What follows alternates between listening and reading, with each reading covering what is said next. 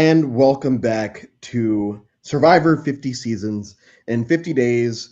Today is day 42. I'm almost there. I'm almost there.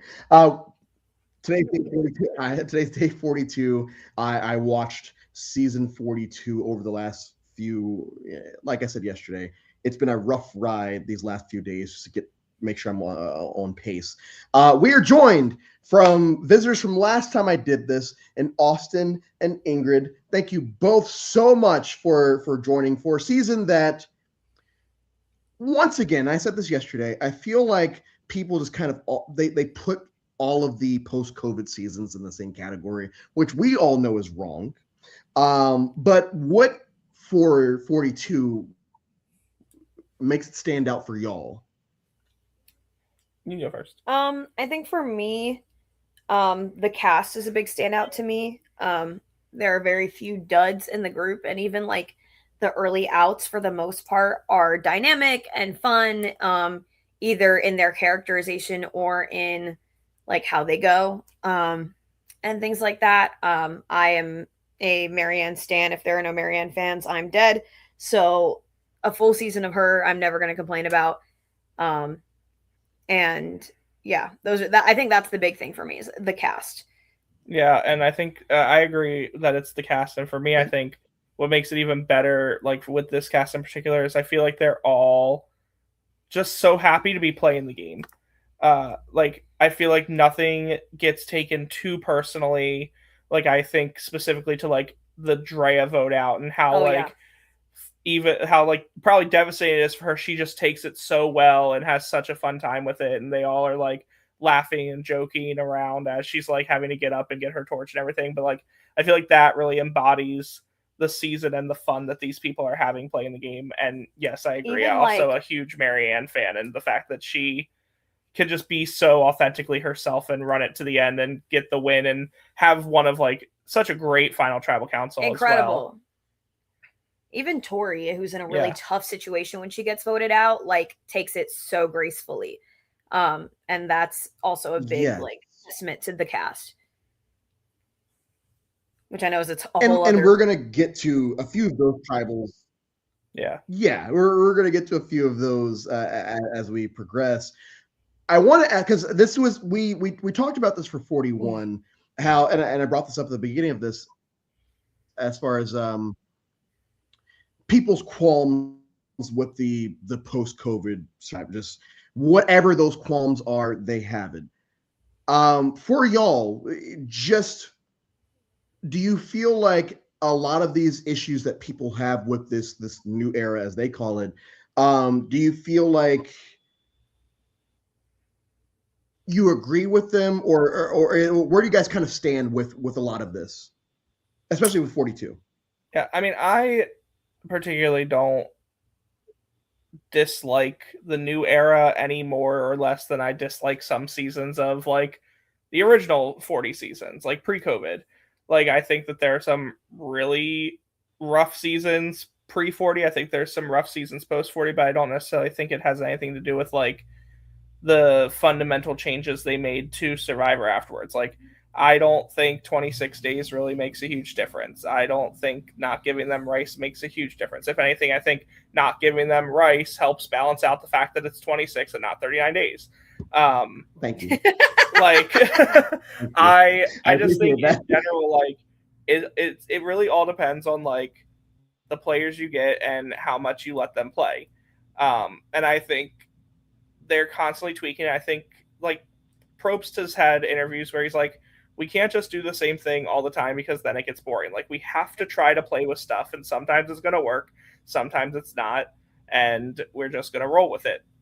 And I think there's even a moment in this season where they already reflect from 41 to 42 when we get to the Mergatory Hourglass episode where Jeff's like, we did it this way in 41. These are the tweaks we're going to make to it to kind of make it better, or hope to make it better.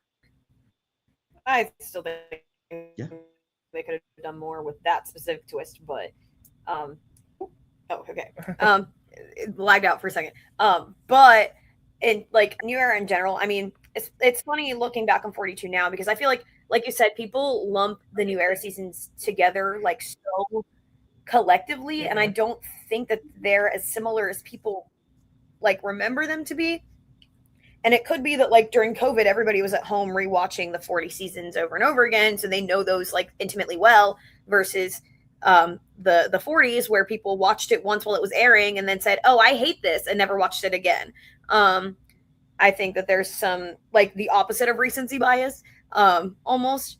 But like even looking at 42 versus like what we just watched with Steve, like there are so many changes to the structure since 42 to now that they shifted. They realized the hourglass twist didn't work and they didn't continue to bring it back. They have changed Murgatory to not be exactly what it is. It's still kind of there, but it's not what it was then. Like all of those things. And I think much like pre-40 Survivor, a cast makes or breaks the situation. And like Austin said, how much they let the players play. And I think that can be a little bit up for debate season to season. But I think specifically for 42, there's a good amount of just letting them play, even with the advantages that are added in. So I am not a New Era hater either. Nor do I think they're all the same, which is a critique I hear a lot. Yeah.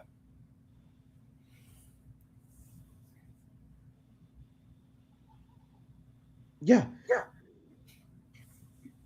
And you brought up my main point that I made yesterday about everyone sitting at home and everyone is excused. Like I'm in a shit spot right now as far as Wi-Fi. So like if I lag out, it's okay. On me.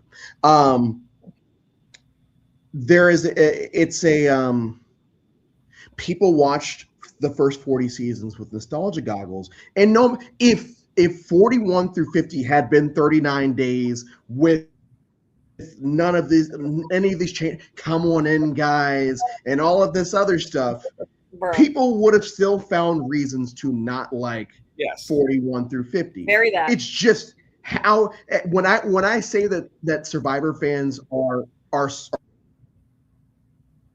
Star Wars fans, it's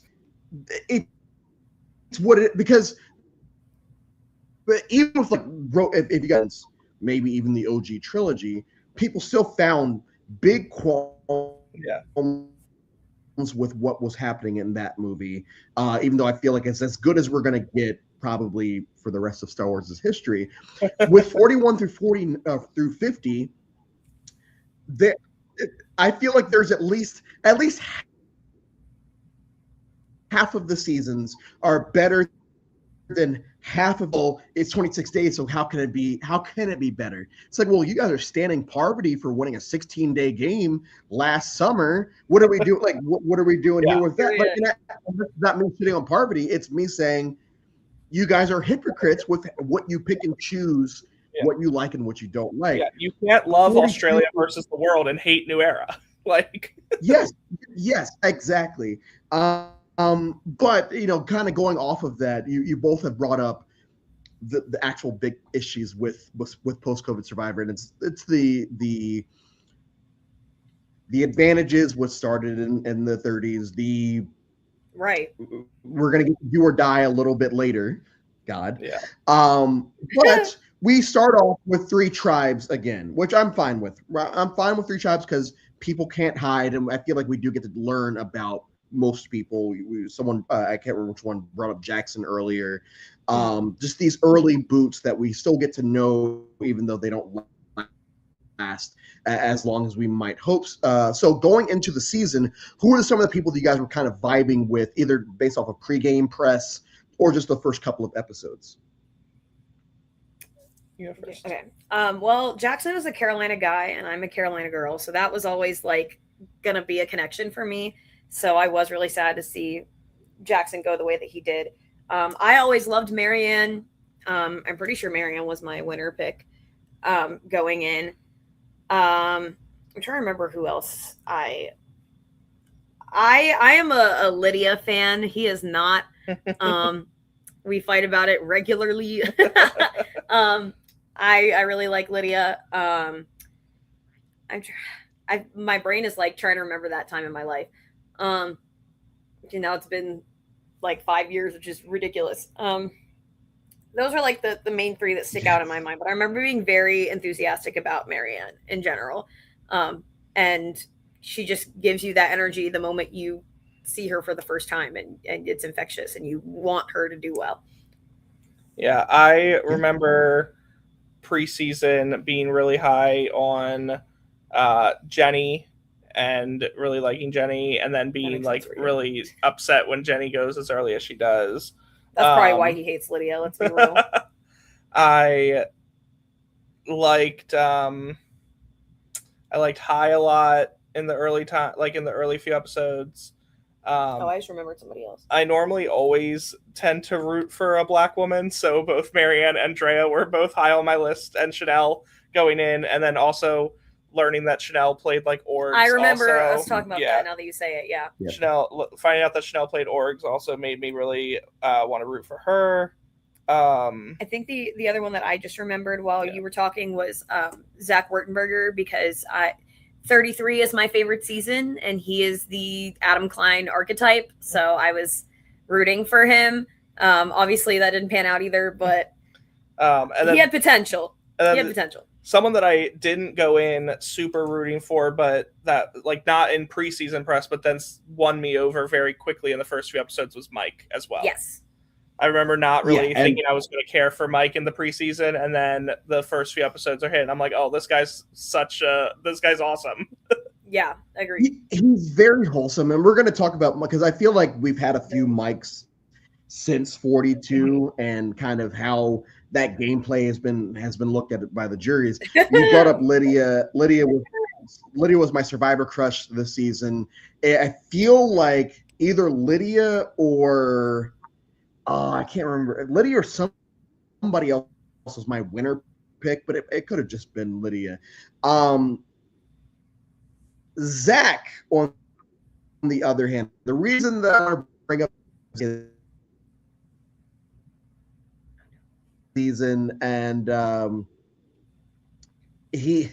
my favorite Zach moment is when Marianne finds out that he has been voted out. Yeah. It's very par of the course for what we're going to get from Marianne as the season kind of progresses. She's won her cute white boy, and the cute white boy goes home. We won't dwell too much on the pre-merge, but I do want to talk about a few of these pre-merge twists that come back from one. Mainly ship the shot in the dark, things like that. So basically the at which you're praying for rocks. I mean, at least I am. I'm praying for rocks during the Jenny boot episode. So thoughts on Shot in the Dark, thoughts on Ship Wheel Island, thoughts on Sweater Savvy. Just these post-COVID twists they add to the game pre-merge to try to make things different. Yeah. I like Shot in the Dark. I think it adds a fun new layer of making sure that you are attempting to really blindside people. That way they don't play their shot in the dark. And if it works, it's really cool. And not to play into the future of the new era of the seasons you haven't gotten to yet, but I also like how it eventually like evolves and how people use it in future seasons. Yeah. Shout out 47. Is specifically where I'm thinking ahead to. But so yeah, Shot in the Dark I'm a fan of. Ship Wheel Island, I'm like, I can give or take. I really am not the biggest fan. I think one of the big complaints that I do agree with for people in the new era is how often people are losing their votes without really. I like Ship Wheel Island because you do have a choice.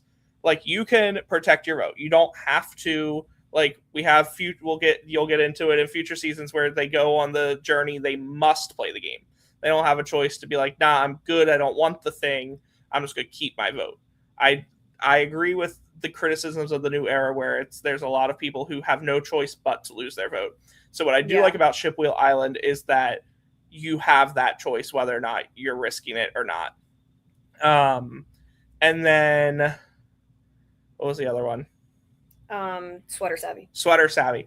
I like Sweater Savvy. Sweater Savvy. Yeah. I like Sweat or Savvy when all the tribes can win it.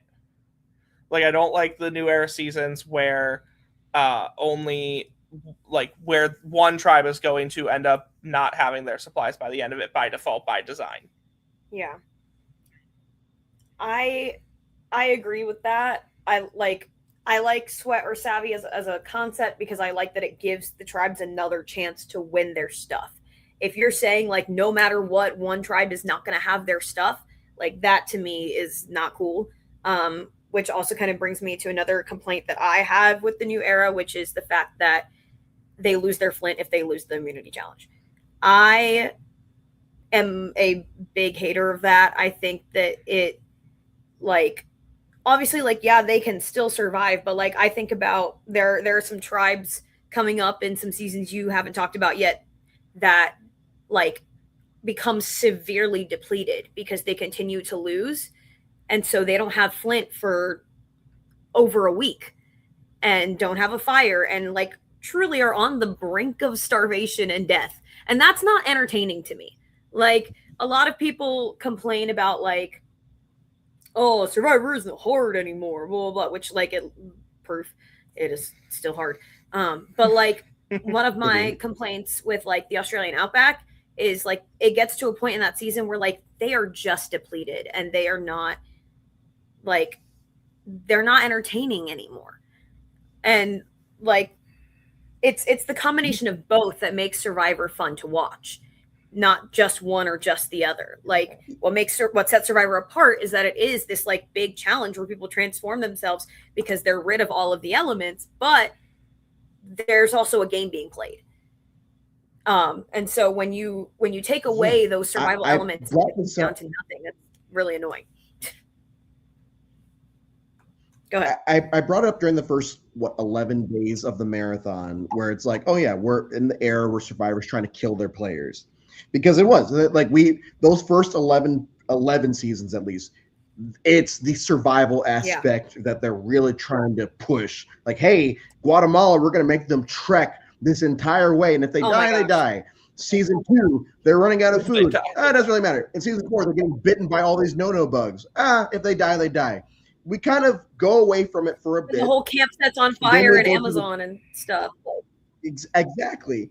We have our 2 seasons in Cambodia in 31 and 32, where someone almost dies, and in 31 they're basically, being rained on the entire time. And you think, okay, well, now we're in Fiji, we don't have to worry about this anymore. In both 33 and 37, they have to evacuate because it's a monsoon showing up. And now here, I don't want to see my players dying. That's not, like, it was fun in the early 2000s. Right. It's not fun now. And instead, I understand that if we want to make it 26 days, we have to take a lot of stuff away from them to keep it kind of even. But yes, I do agree with you that there's some seasons where if a tribe, talked about it yesterday, when a tribe gets demolished, like Uwa did, it's not the best. Thankfully, they had characters that like saved it. That tribe had characters that saved it, but we're not always going to have that as we progress with the 40s. So if y'all want to touch on the Jenny vote, any thoughts on the Jenny vote? I don't have a ton to say, but I think it's one of those first instances in where the loss of the vote really makes an impact. Like, I can't super remember in 41 like how many issues truly came across from people losing votes. But like, this whole tribal is different if everybody actually had their vote. Mm-hmm. It would have been completely different. So like, this is the first time we truly see that impacted. For me, that's kind of hard, but I can also see why people would find that like entertaining and interesting. And obviously, as a Lydia fan, I was glad that she stayed, but also it was really tough to see Jenny get voted out in such a like kind of unfair to her way because it's not her fault. She actually did make the choice to protect her vote in the first episode, and she is still being impacted by the loss of a vote. So it's like, I don't know. I'm like happy and not happy. It's such a truly new era way to go, for better or for worse. Yeah. I mean, I agree with like all the sentiments, other than I was more upset that Jenny left because I was rooting for Jenny over Lydia in that moment. But I think what I do like about it is how much fallout and mistrust it builds for the rest of the season. Like, I do like the drama that causes, the shift in how much they all trust each other, and like the dynamics that shift because of that. That's true. We are introduced to Jonathan this season, and I'm not the biggest Jonathan person. I think in 42 pre-merge, I got it. Like, I understood what Jonathan was, and I was fine with it. And one of the big things about Jonathan this season, besides the fact that he's carrying his tribe through most of the pre-merge challenges, and especially the one in the water, is the fact that, boy, the story he tells about his father making him wake up in the morning to climb a mountain, and he's like 3 or 4 years old, and it's portrayed to us as inspirational, but we're not dumb, and that more sounds like abuse than anything else. But it made him the person that he is, for better or worse. Thoughts on, because Jonathan is the person that we get back from this season. Thoughts on Jonathan 1.0? So Jonathan 1.0, and I feel like I kind of feel similarly to a lesser degree of Jonathan 2.0. I think Jonathan is really great early on, before he's really starting to become hangry and irritable. Like, there's so much, I know, not to step on something I feel like you're probably going to say, but I know when we were watching the premiere in preparation for this, we were reminded of like when Jackson tells everyone that he's transgender, and Jonathan's like, oh my gosh, that's really amazing. Like, there is that side of Jonathan that I feel like people forget about, because we always get to the tail end of the season where he's becoming hangry, and then he's saying he's not racist for no reason, and he's like being super like, I'm superior to all, especially women. Like he devolves into like this caveman by the end because he's so starved and sleep deprived, whereas like early on when he's getting fish, getting fed, winning rewards, stuff like that, like he's generally like a really nice, he eats 18 eggs a day. Yeah, he's generally like this really like this really jovial, nice guy who like kind of it makes sense that him and Mike get along so well, because he's kind of like a young Mike, in that he is curious, he does want to know more about things. Like when Omer tells everyone that he's Muslim, and he's like, that's really cool, like I would get to, like, if you have any questions about Christianity, like I'd like to share those with you too. Like there's like these elements of him that like he's probably like a super really awesome nice guy, but something happens at some point in both seasons. Well, and it's very much you like say hangry. You say hangry. So Ingrid, sorry, I didn't mean to cut out, but like you keep saying hangry, and I think that is it. Yeah. Like it's very much like a Snickers commercial. You're not you when you're hungry. Like, I think that I think this applies to a lot of people on Survivor, but especially these big guys that come in that are huge and strong. Like, to power that kind of body, you need a lot of food. And so when he's not getting that, like, he really is at his worst. And it's hard because a lot of us are at our worst when we're like if we were in that situation, we're just not being put on television for the world to judge us, you know? And like, I'm sure, he grew up in Alabama. Okay. He's probably not perfect. With love to anyone in Alabama, but like, you're picking up what I'm putting down. But at the same time, like Austin said, there is a curiosity to him about other people that I think serves him well on both seasons. that he's on.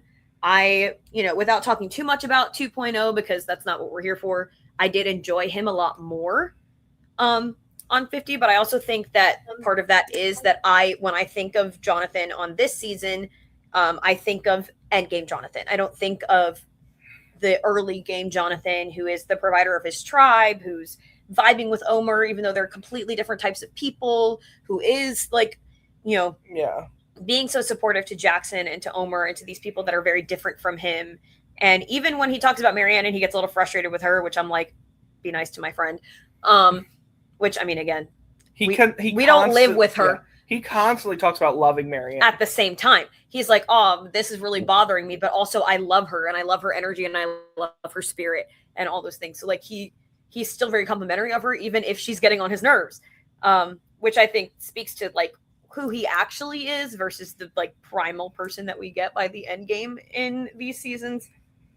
But his Achilles heel is that. His Achilles heel is the hunger getting to him and him not being able to control himself socially,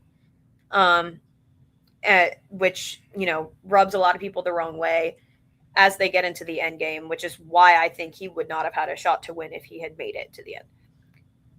Yeah, I think that him and Romeo are two big examples of people that had such a hot start at the beginning of the season that just sort of, I mean, Romeo fizzles out just like both physically and just gameplay wise, at least from what we're shown. Jonathan fizzles out, not really in the physical aspect, but more in the social aspect, where people are just shown saying, we don't like this guy. We don't like him. We think he's this, we think he's that. And we're shown more to kind of back it up. We're going to get to Romeo in a bit. Both of y'all are still teachers, right? Yes. Yep. Okay. Not the comparison that I'm ready to make is let's stick with me here. As teachers, do you feel like you would have to hide the fact that you're a teacher if you played Survivor?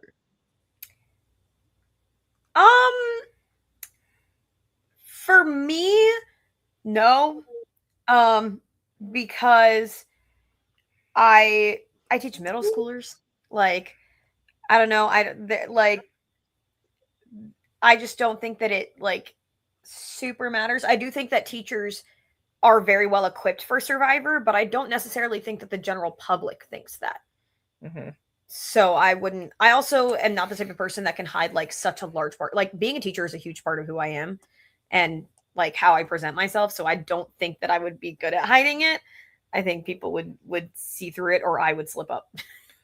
Yeah, I think for me,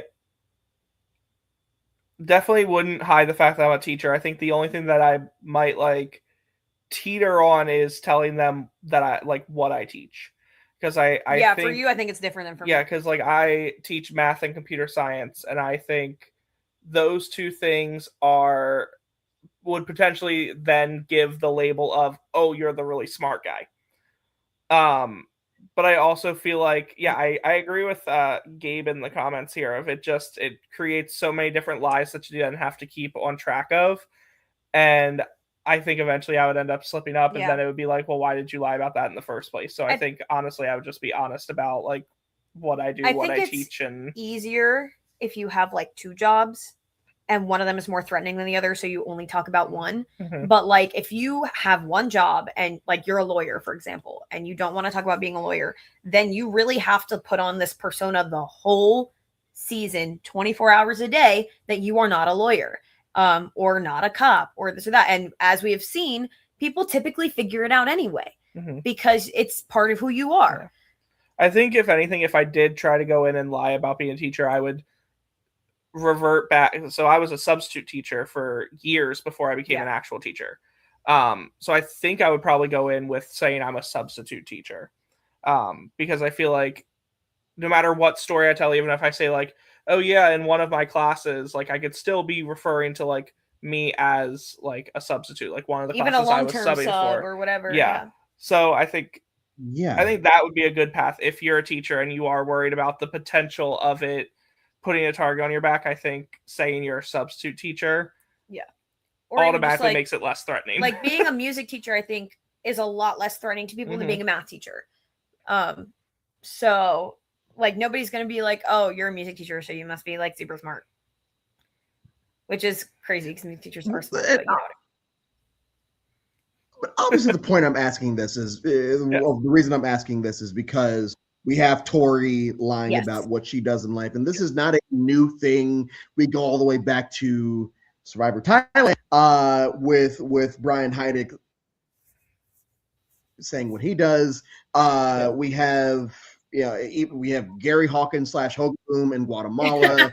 We just go down the line. There's someone lying about. And so in the new, and the reason I bring this up is because in the post-COVID era,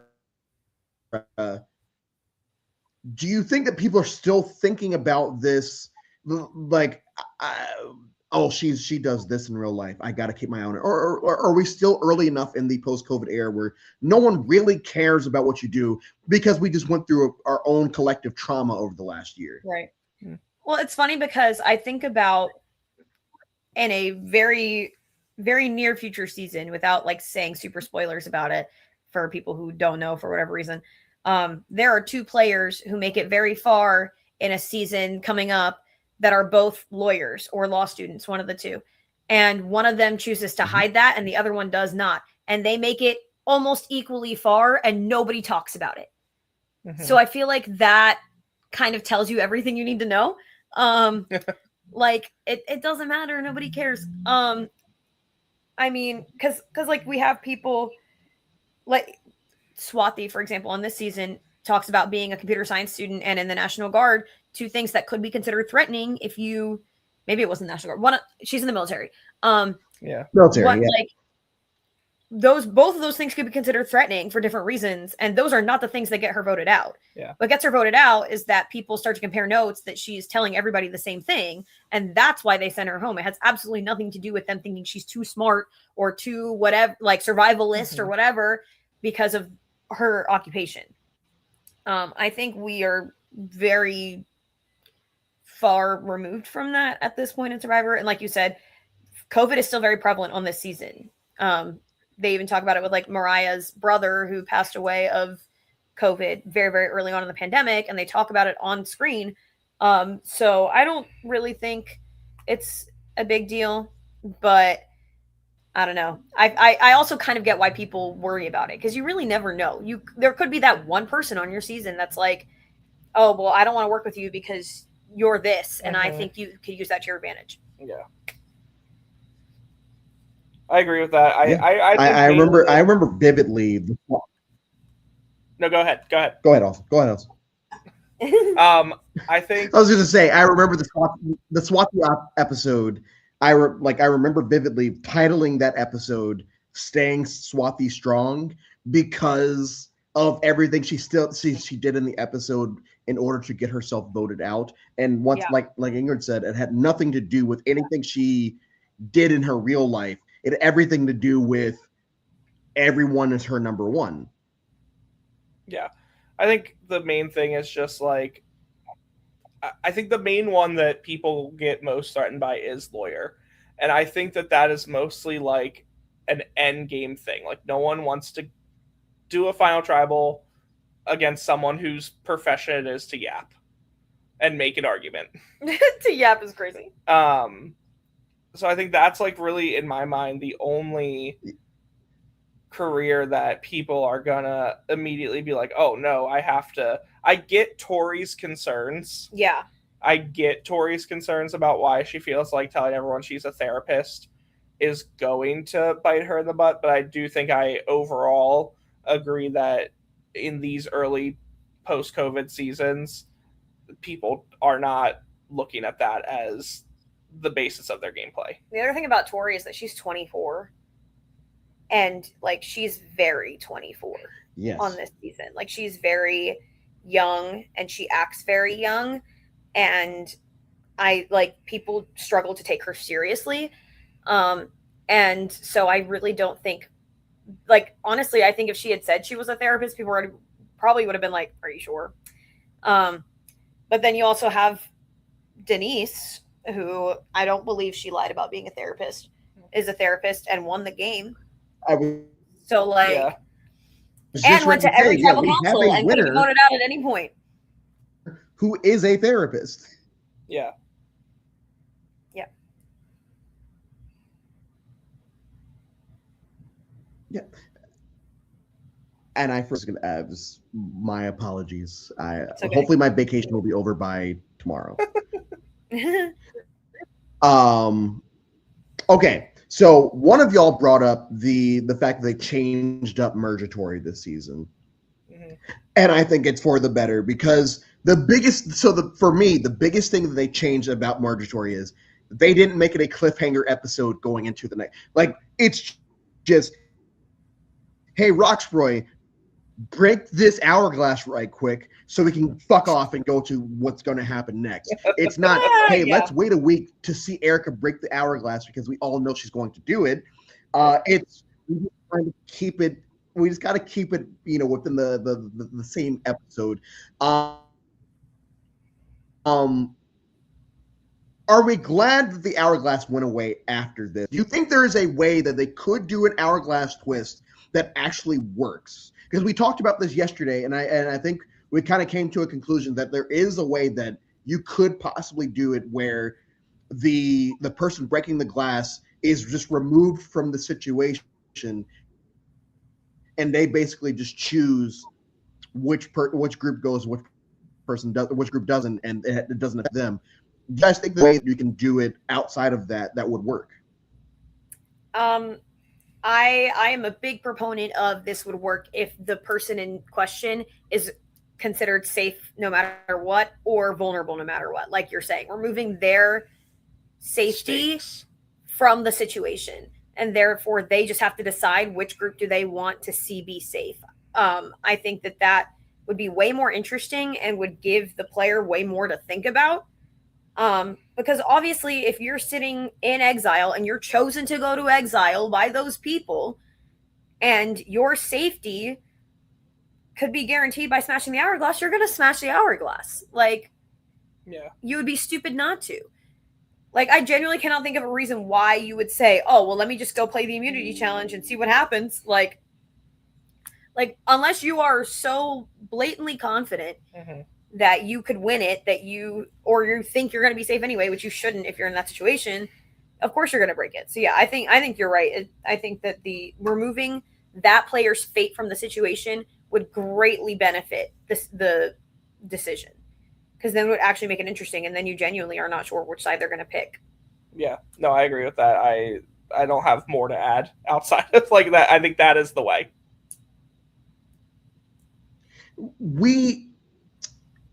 I would say for my perspective, 42 is the best cast post-COVID, with the exception of maybe 45, and you could throw 46 in there too.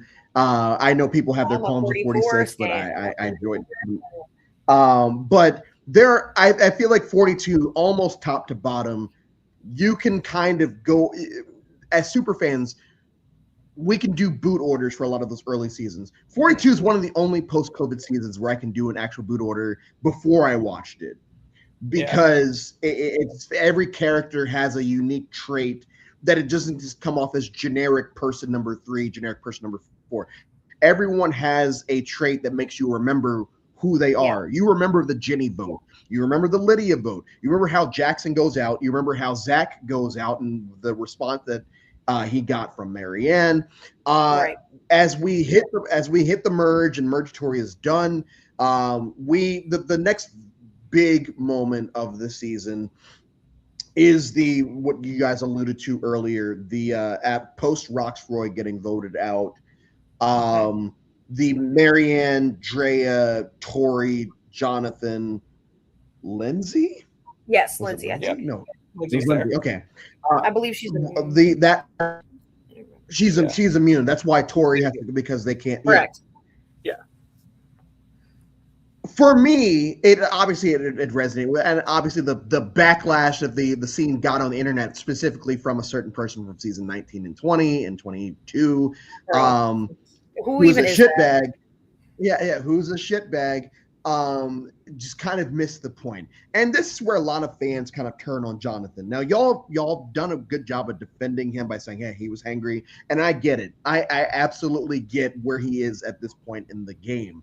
But for y'all, as lifelong Survivor fans, as these super fans, was this something that y'all thought about? Like, was this something in your heads? It's like, oh yeah, this kind of happens a lot. Or did it take Drea and Marianne to a certain extent pointing it out for you to realize, oh shit, like this is a thing? It's hard because, like, obviously I'm not Black, so it's hard to like speak on the Black experience. But like, as like a woman and a Latina woman, like there has always been a lack of representation pre-COVID for all of those minority people on Survivor, with the exception of like LGBT, because those have been represented since the very beginning. Thankfully. Just a quick correction. Jonathan's immune at that tribal. Why is she not eligible then, Lindsay? I don't know. Keep talking. Okay, we'll figure it out. Try to remember. I think like it's hard because Chanel and Roxroy being voted out inherently did not actually have anything to do with their skin color. However, it is a bad look. And both of those things can be true. Like I just like totally ruined the couch for a second. I am a big believer in nuance in situations, and I think that the internet struggles with that sometimes. I don't think she's not eligible. I just think they're not willing to vote for Lindsay. That's strange. Anyway, I don't know. But I think like both can be true, that it had nothing to do with their skin color, and Marianne and Drea could not want to be a part of that narrative. And I think that both those things can be true. And I think that there is merit to what they're saying. Obviously, up to that point, there had only been like 3 Black winners, maybe 4. Yeah. And only one of them was a Black woman. Like that's a huge deal. And part of it is that there's maybe one Black woman on every season of Survivor up to that point. Yes. And like that's part of it. And so I think that there's also this thing where when you have this larger number of minorities, they're gonna get voted out more often. And it is both. So I think that it wasn't something I necessarily thought about a lot going like before this situation happened, but it was definitely something I looked at moving forward because of the conversations that they had. And obviously this is the era of the cookout and Black Lives Matter being at the forefront of everybody's minds at this point and things like that. So like, of course people were going to notice and think about it. And I don't blame anybody who turned on Jonathan, but I also think that there is nuance to the situation, and he did not necessarily do it, the way he should have, but I do applaud, especially Lindsay and Tori in that situation, for taking it in stride. Yeah. Optics. It's optics. It's you're on television. And as someone who worked with the Survivor Diversity campaign going into Survivor 41, like these are the moments that you were hoping wouldn't have to happen, but when they did happen, it's like, okay, cool. Let's just get this out of the way now while it's early. It's only season 42, and hope that we don't have to deal with this again. Now, ironically, this actually kept on happening the rest of the 40s. Like if you look at the numbers, like the back-to-backs happen a lot. And like you said, I don't think it's inherently anything wrong with the people that are doing it. It's just the optics aren't fun as a viewer, as a certain type of viewer. And what sucks is what happened at Ponderosa, that we don't get Ponderosa videos anymore, but like one of the people involved with this is also involved with a lot of issues that happened in Ponderosa, and it sucks because they were so prevalent in this moment. But we do inevitably lose Tori here. I hate advantages. I said that for 42 days. I'll probably say it for the next 8. I hate advantages. What I will say is this season, they played a very fun part to the point where they even keep out Omer's one advantage that he has. They don't even show that to us. Omer is my favorite. By the time the season is done, Omer's my favorite player by a very large margin. I loved Omer so much. I was very annoyed that it was Jonathan and not him that came back for 50. Yeah. At any point this season, and Austin, we'll go to you with this. Did you think that Omer actually had a chance, or was it this person's going to fizzle out because he's doing a lot? Oh yeah, no, I definitely thought Omer had a chance, like for sure. I think that was the story we were given for a while. I think there were hints of like there's a world where Marianne could take it, there's a world where Mike could take it, there's even the theoretical hypothetical world Jonathan could take it, but like I think especially in this like final stretch, it's very clear that it's going to be Omer, Marianne, or Mike taking it at the end. And no, I definitely think as the episode Omer goes out in is happening, I think you are picking up on, oh shoot, this guy's about to get got. Like this is final boss area here. Like that's what he was. He was not winner, he was final boss at it. But no, I definitely agree that I thought for a good while. I even had like I remember watching the season even thinking that there was a world where Lindsay was potentially going to be the winner. Like I think someone who is like kind of forgotten about in an unjust way and is really underrated on the season is Lindsay. My queen. I would love to see a Lindsay return at some point. Especially because like we were just talking, we all just assumed that Lindsay was immune at that other tribal council because she doesn't get brought up, and she's not. Like I watched the season and I thought like within the last couple of days, and I thought that she was immune. Yeah, and she's just so well connected to everyone in that game that like her. While she is theoretically the other option besides Tori, no, they're like Jonathan's not willing to vote Lindsay, Marianne's not willing to vote Lindsay, Drea might be, but like she's at that point she's not good.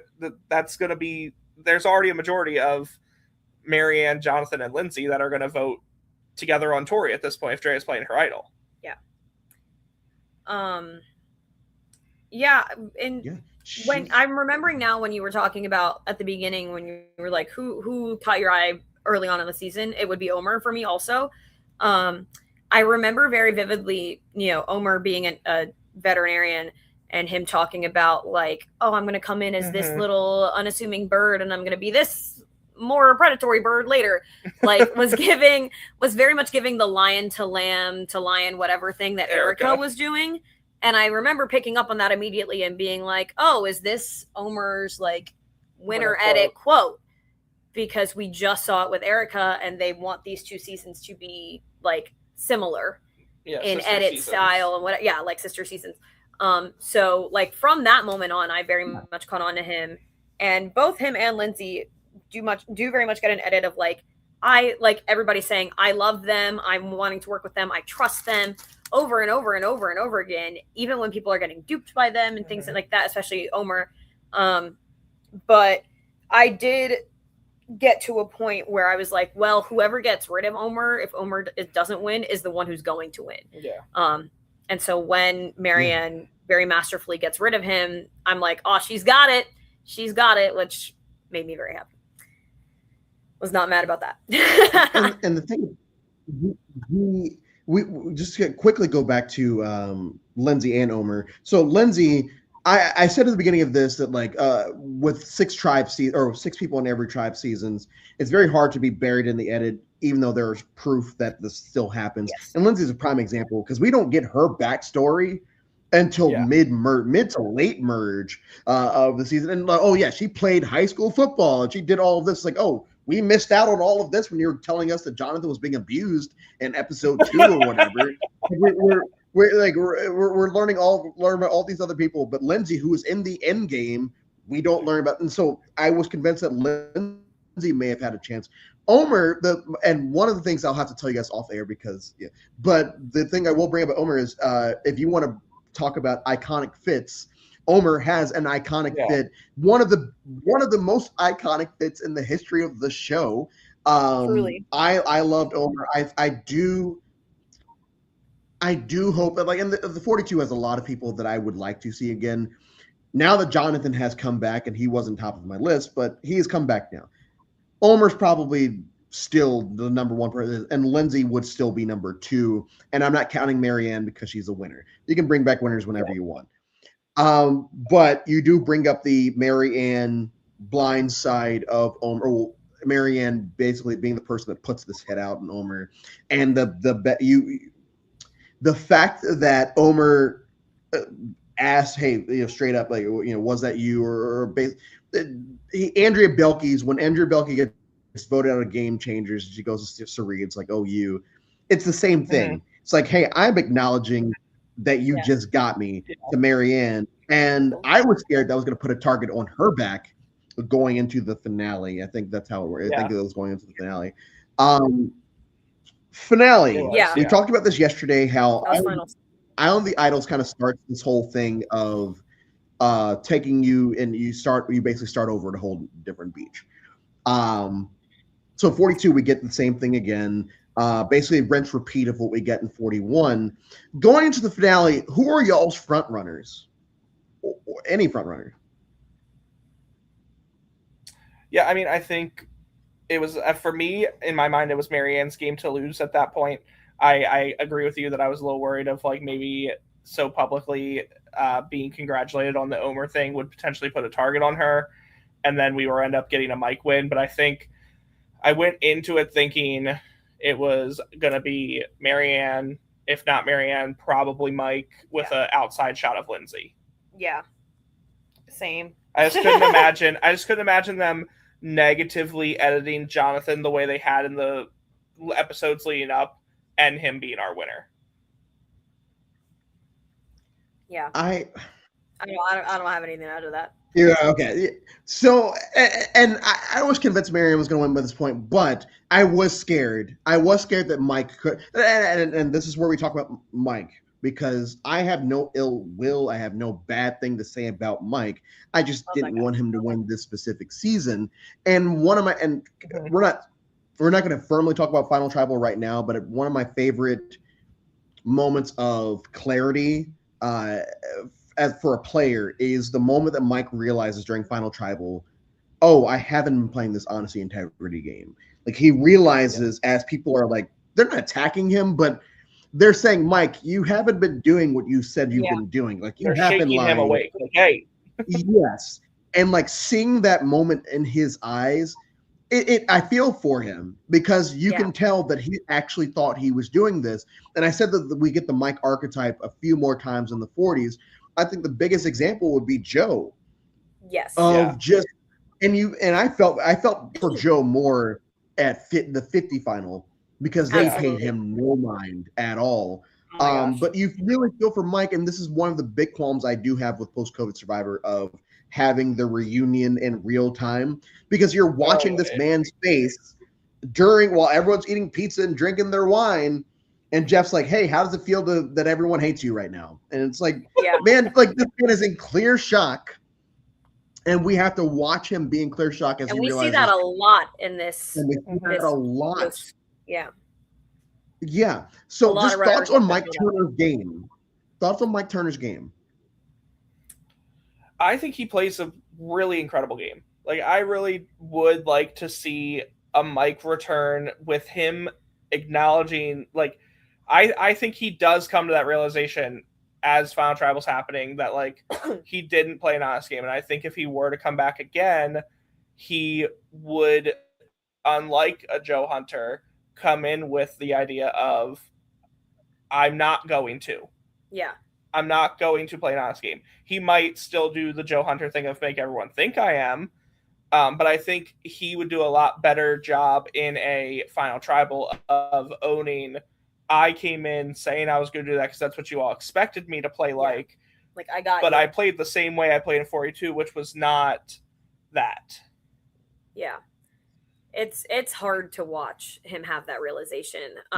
He has an incredible social game. That's like one of the things I will really. I mean, Mike is just a really cool guy, and so, like, obviously people are gonna like him, and he's also very smart and good at challenges. My one qualm with Mike, aside from the fact that he thinks he's the gift to honor and integrity, not so much as like a Joe, but like I think that he is the first person in the new era to say, finally, I hope a strong man wins this game. And that is insane to me. Because, and I pointed this out while we were watching today, I was like, he says that after starting to bond with Jonathan for the first time. And I'm like, the last season of Survivor these people watched, Tony won. Tony won. Who is a strong man. What do you mean? Okay. Like, I mean, if you look at the last however many winners, he absolutely would have had it in the bag if he had admitted to the game he was playing. Yeah. But like him and Marianne, basically, like Marianne had a fantastic final tribal and he had a not so great final tribal, and that is what pushes Marianne over the edge to win, because they both absolutely had a shot. He just doesn't give the jury what they want until the very end, and he's very defeated. It kind of reminds me almost of Boston Rob in All Stars, where he thinks he's been playing this like incredible game, and strategically, yes, he has, but he like forgot the social game along the way, and he realizes in that moment how many people he's actually hurt that he likes. Like in the moment, he's like, haha, this is fun, I'm a villain, blah, blah, blah. And then he has to face them. And he's what, like 25? And he's sitting there like, oh, dang, like this really sucks. So it's kind of parallel in that way. To use a word that we're all familiar with, this is going back to All Stars, but Boston Rob was playing Survivor. His friends were playing Friendviver and got upset that he wasn't playing Friendviver and hated him for it. And you bring up his realization that these people hate you. I said that I think I even used Mike Turner as the example when I talked about All Stars a month ago of the moment that Rob realizes he's going to lose and that these people actually do not like him. Like as a person. Yes, because he has broken the Friendviver trust. And like I said, we all know, we've all seen it happen online or in real life, and it's always embarrassing to watch it happen that way, but it happens. I think the biggest thing for Mike too is that I genuinely think he never was trying to lie. And I think that's where funny. I think that's where he's getting, that's where it gets all hung up, like for him and with them, is that, and he even says it, when I said this to you, I meant it. Then XYZ happened and I had to do this. And so therefore he can't even get the respect of the jury that way because he didn't do it strategically. Yeah. And also some of the information he was playing based off were lies being told to him that he was assuming were truth. Yeah. Yes. I briefly want to touch on Romeo because we talked about at the beginning how he just kind of flames out both physically and strategically as the game progresses. And when Romeo does win that last challenge, it's like, oh man, we're back. We're doing it. We could catch a couple votes here. Crazy. Yeah, we could catch a couple votes here. But and in all honesty, like he's another one where I feel bad. It's not the same as Sherry from Caramoan, but I guess optically and basically how their games both end, it is the same as Sherry from Caramoan, except for I like Romeo by the end of it, and Sherry is like, oh yeah, she's here. Just thoughts on Romeo, the character, his story arc from beginning to end, because it does suck to see how his game just kind of goes away as that merge hits. Well, what I think is funny too is when I was watching the first episode, like I definitely remembered thinking of Romeo in this way of like, oh yeah, he was on fire pre-merge, and then merge something just like goes awry and he can never quite recover from that. But even in the premiere, we see like the foreshadowing of that. Yes. Because he does not want Zach to go. He makes that extremely clear that it has to be Tori that goes first. He does not want to be Zach. And he doesn't get his way in the premiere either. So like there is that foreshadowing of Romeo's gonna be here. Romeo's gonna connect with people. Romeo's gonna get through things, Drea. But Romeo's not gonna get his way. Even it, like, Drea comes to him and is like, it should be rocks, and he's like, I don't want it to be rocks right now, and she's like, well, it's gonna be rocks right now, and like that's not what happens, but like that's very much Romeo's story. Is a little bit, not as much as some people that we see later, but very, very much a Charlie Brown situation where like he keeps trying to have things happen and they just don't. The difference between Romeo and some of those later players that you'll talk about is that they don't show it to us as intently as they do with those later figures. And I guess part of it could have been that because he was wasting away physically, he wasn't giving them as much to do. And like his personal story like touches my heart a lot too. We haven't really talked about Hai much at all in this conversation, but like his conversation with Hai about being gay and about how like this is the first time he has ever said that out loud in front of something that like his family is going to see, and his like fear of his family accepting him, which I hope in my heart that they did. I have no idea. But like we get all of these little character moments with him and like the way that people, you know, interact with him and like him. Like even on Ika, like I don't believe his name comes up at all. And he is not the strong guy by any means at any point on that tribe. So when they're talking about those things, like that's a testament to what he was doing, but it just kind of disappeared. And I think most of that probably is the food, the lack of the food and things like that just like get to him the same way that it gets to Jonathan. He gets to take Give them rice. It's literally not that deep. Some rice. He gets to take the rice.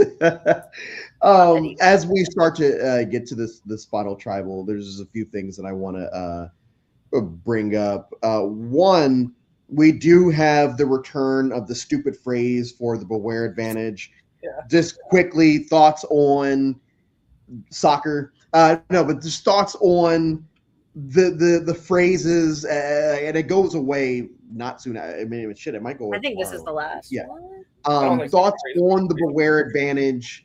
Do you like the phrases? Do you like the way they eventually change it where, you know, just do this crazy thing and you'll get it? Or where do you guys kind of fall with the Beware advantage? Yeah, I much prefer do the crazy thing versus say the stupid phrase. Like I just don't like that it like automatically tells everyone you have an idol. Yeah, it's too the phrases are too crazy, I think is the issue. Not only that, but all of them having to say it. And everyone knowing what the other phrases are. I think you can do the phrases, but the other tribe shouldn't know what the phrase is. Yes.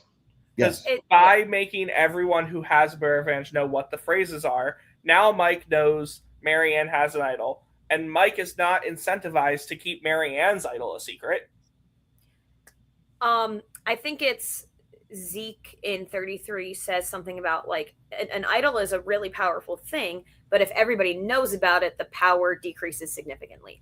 And I think we see that in these seasons where the phrases are a part of it, especially because the phrases are just like so outlandish that like there is never going to be a time where you say that phrase and people are going to think that's normal. And I know that that's like part of what the Beware advantage is about, but like I just think it's too far in that direction. I do like the Beware advantage. I like the fact that like they have to do something to earn it, especially because people are like they're easy to find. They're a lot easier to find than they were back in the day. So like I like that they are having to do something. I don't hate that they're losing their vote, but I don't love it either because the thing about it is they get to choose. So like they are banking on the idea that they're going to lose their vote. Especially now. Especially now, yeah. 41, they like I don't love it in 41 or 42 because they don't know that Beware means vote lost. Yeah. Post 42, now that they've watched it, now when someone sees the word Beware, they know I'm going to lose my vote if I open this. Yeah. And that is a choice they are making. Yeah. Exactly. And I think and I believe we have seen people like step away and say, "Oh, I don't want this." I think Andy did it. Andy does it, yeah. So like I like any time that a vote is at risk, I think that there needs to be a choice. We talked about that. And I do like it, like these other aspects where they have other types of things that you have to do to get the idol. I think that that's better than the phrases, for sure. Especially because I don't like that all three people have to say it. That Yes. I think if you go out there and you say it, you should be able to have your idol. Yeah. Because how are you supposed to know that, like, if Mike finds it, this is all arbitrary. I don't actually remember the timeline. Let's say Mike finds it on day 2, Marianne doesn't find it until day 10, and you have to wait for her to find it, like, and want to say it. I do like kind of that Daniel and Chanel kind of try to game it where they're like, oh, we should convince him not to say it because then he won't have a vote and then there are no idols. Like, I like that's like something that they're thinking about, but I think there are other ways around it without having this like huge public display of hilarity to get it done. And I brought this up during Second Chances, how we basically get the blueprint for the Beware advantage with them hiding idols at the challenges. And I feel like you could easily just do that and to say, hey, this is now the Beware. I love that. Call this the Beware advantage. We've already done it before, but we're just going to change the name. It's basically the Tyler Perry idol is the super idol from the before times, but it's the same thing, just with a different label on it. They could have done that with this, and it would have probably made more sense. Marianne. So outside of Chris and Vanuatu and Todd in China, Marianne has my favorite final tribal of all time, specifically her saying, yeah, I've got this idol, screw you guys. But like in a good Marianne way. When I made the post about this yesterday, I said, hey, there was a video on Instagram and YouTube of me crying the moment that Marianne wins the game because, Black. And also I was excited for this moment because it's definitely just seemed like Jonathan. In my head, I was like, Jonathan's going to ruin this. He's going to convince everyone to vote for Mike, and I'm going to hate the show forever. And it didn't happen like that. We do get the Marianne win, first Black woman since Vesepia on. It's like almost 20 years to the date or something. Yeah, it was. It was like 20 years to the day. 13th. May 13th, I believe, was the day that I talked about Marquesas, I think. So here we are now on June 20th, and we have another Black female winner. Just thoughts on the Marianne final tribal, thoughts on Marianne as a winner. Yeah, I remember. So you were saying that you cried when she won. I remember getting super like teary-eyed when she's doing her mic drop moment. Of like it was just so powerful, so epic, and I was just like so incredibly proud of this person. I was hooting and hollering. Yeah, and like again, I said it at the beginning of like the reason I love Marianne and especially love her as a winner is that she is just so unapologetically Marianne. Yes. And she even has that whole montage in the premiere about being weird, and she's like, if you're weird, I'm weird, and I'm going to show you that weird people can win. And then she goes on and does it, and it's incredible, and she's just like, she's fun, and that's what I want in Survivors. I want fun. Mm-hmm. Yeah. She is either my favorite or second favorite winner of all time, Tony being the other, like winners at War, Tony specifically. And it's kind of the same thing. They're having so much fun playing Survivor. Survivor should be fun. Like, sorry, Keith Nail. Survivor should be fun. But I see a lot of myself in Marianne, especially at the time that Marianne won. I believe she's only like a year older than me. And so, I see a lot of myself in her, like wacky, zany. You love your white boys. She likes her white boys. Love a white boy. Love a white boy. One of my an underrated thing about Marianne that I don't think a lot of people talk about because they don't give too much attention to it on the season is that she is a seminary student and she is like devoutly Christian. And as a person of Christian faith myself, something that I really enjoyed on this rewatch in the premiere when she's talking about Shipwheel Island is she says, there are so many, and she hasn't seen Shan yet. So obviously this isn't like her responding to a Christian who is cut through on the show. But she was like, I've seen so many Christian players on this show say that they wish they had done more and been more cutthroat and more this and more that. Like, and I'm not going to make that mistake. So I'm going to risk my vote. And I love that she's able to be this person of faith, be unapologetically herself, and still play the game and separate those things, but also merge them together in some aspects. And I love her so much. And I also loved watching her talk about Zach, because she's like, I have a 0% win rate with the guys, blah, blah, blah. And like now knowing that she's married is like really sweet. To her own little nerdy white guy that she found.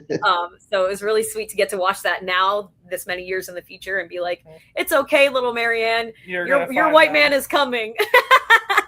But she's wonderful. I absolutely love her. We got to meet her at an RHAP event a couple years ago, and she is just as fantastic in person as she is on the show. And that shouldn't surprise anyone, but I adore her, and it's one of the reasons that 42 is one of my favorite seasons is because Marianne is the winner. Yeah. All right, final questions, final thoughts on 42, and who would your ally be if you played in 42? Well, you go first. Marianne and Lydia are my girls to the end, and I was so sad because I really thought they could have ran some stuff if they kept Lydia in the game. But yeah, I love 42. It's one of my favorite New Era seasons. So I'm glad we got to come talk about it today. Yeah.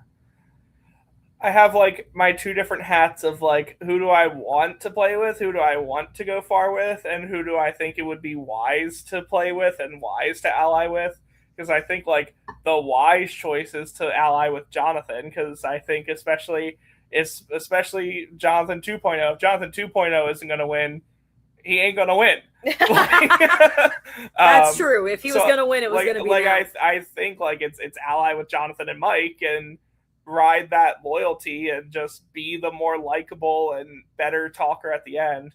But like who I want to play with, like I would want to play with Marianne. I would want to play with Zach Wartenberger. Like I would probably play with Zach Wartenberger. I know also. I know who I'm gonna vibe with. Like I'm gonna ally with Jenny Kim. Like, although you're probably if you're being cast on the show, you are probably replacing Zach Wartenberger or Daniel Strunk. So if I'm replacing Daniel Strunk, I'm allying with Jenny Kim or Chanel. Yeah, I'm bridging that gap there. Also, I feel like you named like a quarter of the cast. I know, they're all good. They're all so good. And yes, if I'm replacing Zach, then I'm probably aligning with Drea. Would be my top choice there.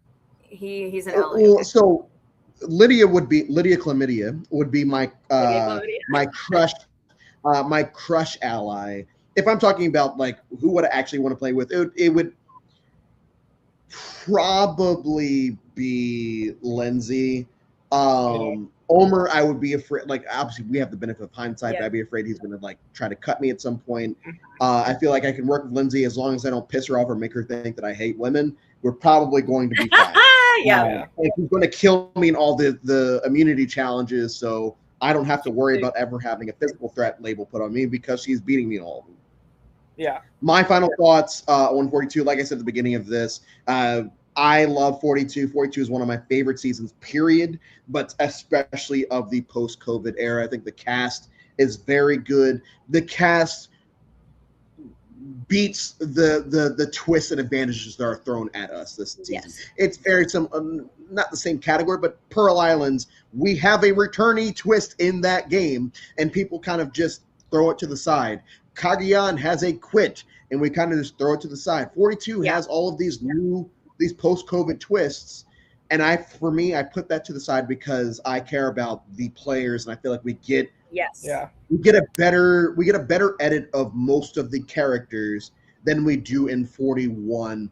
So 42 will always be up there for me. Final question, we're gonna head out.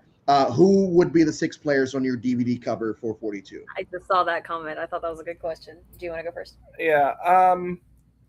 I'm a firm believer that regardless of how they did, I think the final 3 should be on the DVD cover. So I'm putting Marianne, Mike, and Romeo on the DVD cover. I think Omer obviously has to be there. I think because of... I think for the pre-merge, like Jonathan does have to be there. And then that 6th spot is the real question for me. And so, since this is my DVD cover and I get to decide who gets to be on it, it's going to be Drea. My gut instinct is the final 3, and then Omer, Lindsay, Drea. But I also know that if Jeff is putting this cover together, Jonathan is straight in the middle, no logo, just his face in the middle, with a name tag that says Mr. Jeff. And that's it. Oh, yeah. And if you're not mad about Mr. Jeff, you can't be mad about Uncle Jeff. Period. Mic drop. To anyone watching. What if I said that I am mad about Mr. Jeff, but I'm not mad about Uncle Jeff? So I think my cover would be, the final 3, maybe remove Romeo and put High, but let's say we'll just put the 3 plus Lindsay, Omer, and shit. I'll just say High. Yeah, well, those will be my 6. But almost no matter who you put on the cover, you're going to have a solid cover for this season. Yeah. It's not Francesca being on the cover of Redemption Island. Once again, I think that's great. I don't know what you're talking about.